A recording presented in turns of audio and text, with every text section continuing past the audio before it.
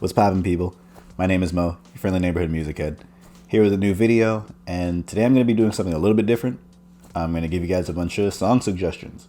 It's going to be songs and artists, like really albums. It's going to be from August 1st to October 4th. It's a weird time frame, but I figure like, hey, I don't want to give the whole year. That's too many projects. And, just something in the past 2 months that you guys may or may not like. I'm going to have a link down below, probably a link tree or something, that's going to link to the Apple Music, Spotify, and Tidal version of all the songs that I suggest in this video. So if you don't make it to the end and you just want a bunch of suggestions, just head on over. It's right there. So the first song I'm going to go over is The Lay Down by Drum. It's featuring H.E.R. and I think his name is Watt, the guitarist. This is like pure like 80s ballad type music. I'm a huge Drum fan. It's ridiculous how he's been MIA for the past like year or two, but it's really refreshing hearing his voice. Him and her have this like little tandem with each other, like feeding off of each other's energy. And by the end, it builds up to this really cool climax. The guitarist goes on a crazy solo. I mean, this is really genuine to what R&B should sound like in today's day and age. Next suggestion is an album from H.E.R's titled Juicebox. I'm assuming it's like R&B, soul. I can't really like discern the genre, but it's great. It's like the audible version of what a cloud would feel like. That's the best way that I could put it. It's probably one of the smoothest albums of the year. The melodies that Mac is able to pull off, along with the layered background vocals coming in at different moments, and his, I'm assuming, live band in there, it makes for a really great combo. Like the album, probably from track 5 and on, is like some of the best music I've heard all year. Track 1 through 4, they're not bad, but like, they're okay. They're kind of throwaways. But like Getaway, Summertime, which is the definite standout, Jumping Off the Moon. I mean, these are such, the writing's decent, but it's really just the melodies and the instrumentation that's really makes you get blown away. I definitely recommend the song Summertime. It's the live version. It's really cool that somebody's trying to bring back the live version of songs. I think that's an art that has really been missed for the past couple decades. Just the sound of him with that live band is just a thing of beauty, honestly. Next suggestion I have is Big Boy's new song Intentions, featuring Sleepy Brown and Cee-Lo Green. I love Outkast, so anything that Big Boy touches, like off the strength of what Outkast was, I'm going to stand for it. Same thing for Andre 3000. I wish he would put out solo music, but Big Boy, the last album was really dope, but this new song is nothing like some of the solo work that I've heard from him. It's very funky with like the groovy guitar notes and just the drums and the beat. Like it makes me feel like I'm at an aunt's house and they're playing a bunch of oldies from the 80s. It's a really dope song. Big Boy comes on there and kills it as per usual, finding a really nice pocket, and his lyricism shines as it always does. This is also furthering my idea that Cee-Lo Green is legendary and anything he touches turns to gold, because just like this song and everything else that he's put out, I'm honestly a huge fan of. For those of you looking for something aggressive, something to work out to, or feel like you're a notorious drug dealer or something like that, look no further than 38 Special. This dude's new album, Bullet for Every Heathen, which I'll take a pause for that. A Bullet for Every Heathen sounds like the dopest album name ever, but A Bullet for Every Heathen is a really grimy and like gritty hip hop album. If you're unfamiliar with 38 Special, he has a very distinct delivery and voice. Kind of something that like I've never really heard in hip hop, with his very rugged flow, but it kind of works on every song. It's kind of hard to explain, but with that unique voice and his lyricism, it makes for some really great music. And he produces all of his stuff, from what I know. His ability to find a good loop and, match the right aggressive drums on it, and his great lyricism, like it makes for a really great combo. For a bit of what some of the bars sound like, we not the cats to beef with, pack 2 sticks apiece like we was eating a Japanese dish. It's those type of punchlines over some great beat loops and some really witty wordplay, and it makes for some great music. The song Black Moses is a definite showcasing of what that sound can really be like. Another suggestion, which is entirely different from the gun raps I was just talking about, is J.Howell. If you're a Joe Budden podcast watcher, they mentioned him a few weeks back. I had just listened to that one song and then went to listen to the project, and I think he deserves way more than just a little mention on Sleeper Pick. He has a very fierce voice, and it makes for a very great falsetto. His voice is very comparable to Beyonce because he has this vibrato in his voice, and like the way he fluctuates on notes and then the way he layers his background vocals, it sounds very similar to Beyonce when she hits her alto notes. So there were a lot of moments where I was like kind of pausing, like, wait a minute, this isn't Beyonce, right? It sounds weird, but like if you listen to it, it very much sounds like it. Other than those similarities, his beat selection is great, and he doesn't sound like every other R&B artist, which is always refreshing because everybody's kind of sounding the same nowadays. Check out the track Deserve on the project. It has some really good writing, so worth checking out. Next album that I'll mention is Joell Ortiz's new project, Monday. I'm hoping that you guys watching this know who Joell is. If you don't, he was in Slaughterhouse with Royce da 5'9", Crooked I, and Joe Budden. He's great. He's been in the industry for like, I want to say 2 decades. I'm not too sure. He had a project with Ill Mind back in 2015. It was called Human.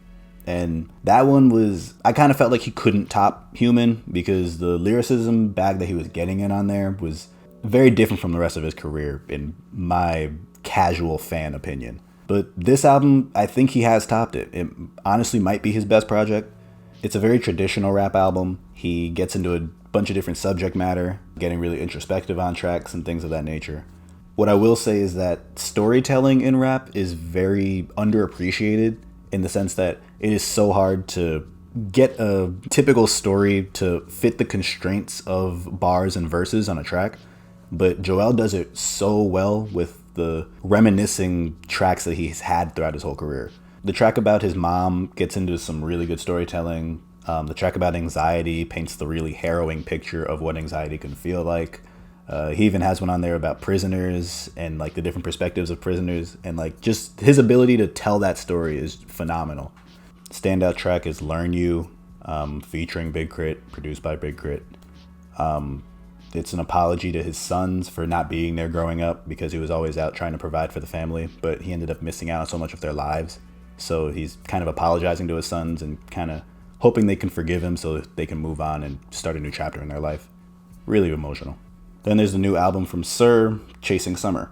I'm personally a huge H.E.R fan, really a TDE fan for that matter, but H.E.R's new album is simply phenomenal. I loved November, his previous album that came out last year, but this one is, he somehow managed to bottle up the magic that was in November and like build off of it and create Chasing Summer.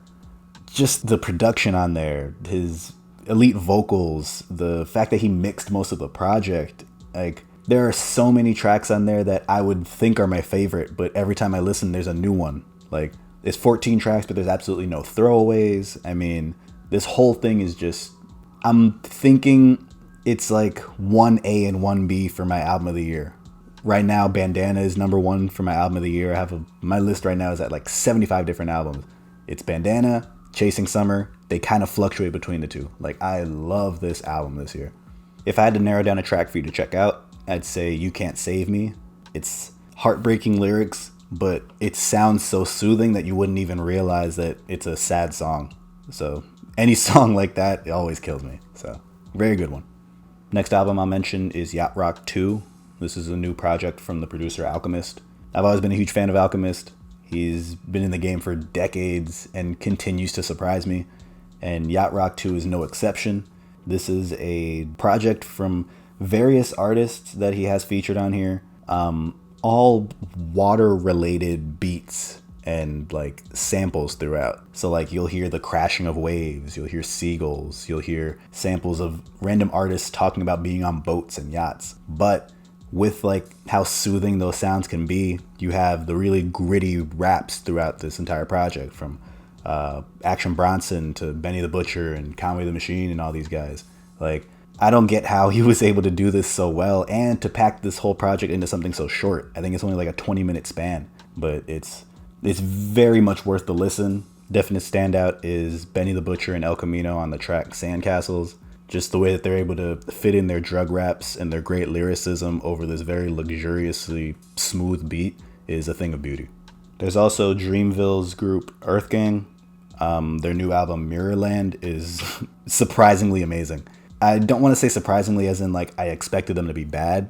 It's just like they waited so long to finally put out a full body of work. They spent so much time putting out little EPs, like kind of holding fans over. But man, this project was worth the wait. The duo of Johnny Venus and Dr. Dot is very special.